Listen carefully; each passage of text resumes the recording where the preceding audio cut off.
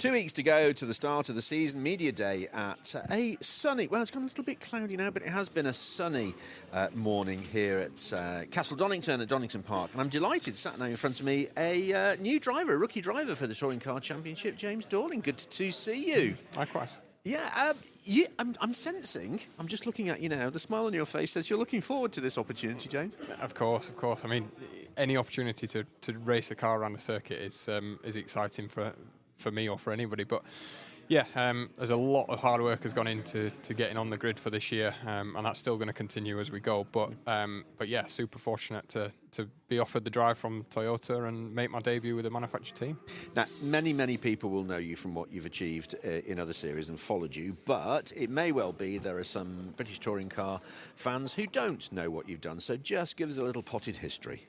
Yeah, so I made my debut on the Toka paddock back in 2017 in what was then UK Clio Cup, which was seen often as a kind of a mini touring car series back then. It was hard, sometimes not so clean racing, and yeah, I did a couple of years of that. Then was offered an opportunity in McLaren Young Driver Programme for the following season. So that kind of steered me more in the direction of GTs and sports cars. So yeah, I did GT4 for a year with McLaren, then COVID hit, and that kind of put a stop to that very quickly. And the following year, when racing did resume, was back on the Toka paddock, but in the first season of Porsche Sprint Challenge. So won that in my first year after a very late deal, putting that together literally the night before the first round. We picked the car up and arrived there. So it's been the story of my racing career, really, is last-minute deals. And from following on that, I met an amateur guy and went on into GT3 racing in Europe. And yeah, I was very fortunate to have some success out there and in British GT as well. So to be honest, the past 6-7 years have just flown by and been an absolute dream. Unfortunately, that came to an end at the end of 2022, and the last 2 years I've not done any racing, a little bit in historic stuff. But so yeah, to be back this year, you realise very quickly when all your life from a young lad has been racing every year that 2 years missing it, it's a huge void gone, and you kind of lose your purpose of what you meant to do. So yeah, as soon as Toyota came to me with this opportunity at the end of last year, I knew, right, that's the window. I need to get back in and do my thing. And yeah, super happy to be here. How conscious, James, are you of the jump into the British Touring Car Championship with all the bits that go with it? We're at Media Day today, ITV are here to do interviews, and it's the leading tin top championship, probably I would argue across Europe. It's a step, isn't it, into another world? It is, yeah, and I'm firstly just fortunate and grateful to be here. Like I said, a couple of years ago, I didn't know if I'd ever race again, and yeah, so firstly that, then secondly, yeah, managing the expectation. I've had success in other series, previously, so I'd like to think I could be competitive in this, and I wouldn't be doing it, if I didn't believe so. But likewise, I've not driven front-wheel drive for many years, and certainly never with this much power.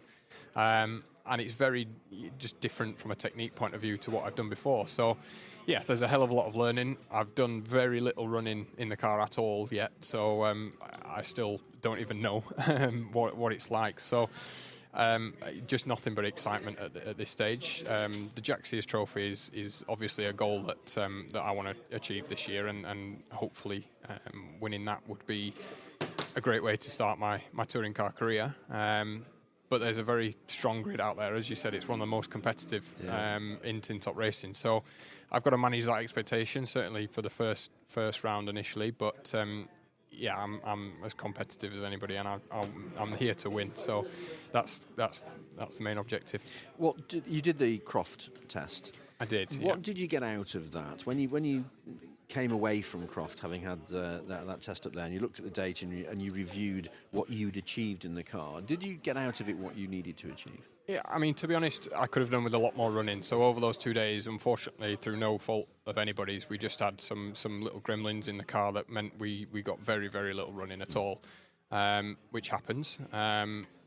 But even so, yeah, the first session I was blown away at how much of an animal the car is to drive. It's very raw, and it's moving around everywhere, which is very different again to what I've done.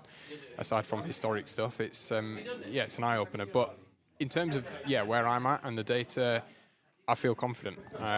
There's still areas that I need to just refine in terms of, like I said, my technique coming from a rear-wheel drive car with grip to a grippy touring car but with front-wheel drive and no electronic aids, for example. There's bits of minute technique where I need to just get on the throttle a little bit earlier to pick up the front-wheel drive benefit. But likewise, there were some corners where I was quicker than guys that have been driving them for a long time, and I think that bodes well. I think there's a lot of other aspects that I've learned and developed over the past few years that will help me above guys that have just been doing this for a long time. So hopefully that fresh outlook will help. I've got a really good engineer in Phil overall on the car with me. So I think, we've got a good package overall. I know you'll have been watching the Touring Car Championship for a while, and they have the new shootout qualifying. Which divides opinion amongst whether you're a driver or fan, I think, about it as well. What's your take on it? Yeah, I mean, it's new format for me, but I think it's exciting. It brings in a new element, which it steers us away from just a boring qualifying session of everybody out there pounding round. So, I think it's good for the fans. It's good for us as drivers as well. It adds that extra bit of pressure in that you've got to make it through, but.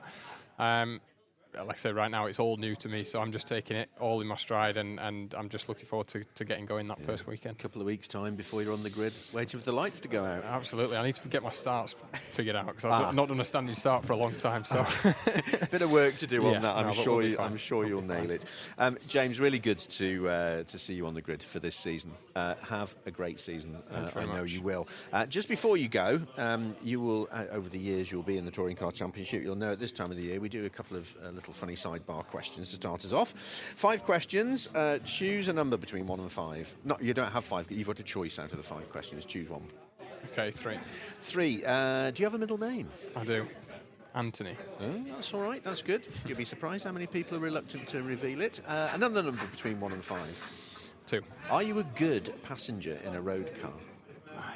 No. I hate not being in control. Really? Okay.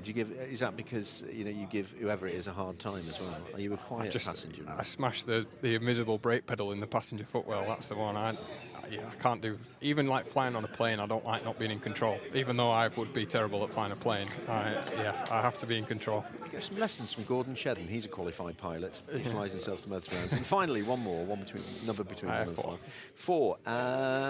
What was the last book you read? Good question.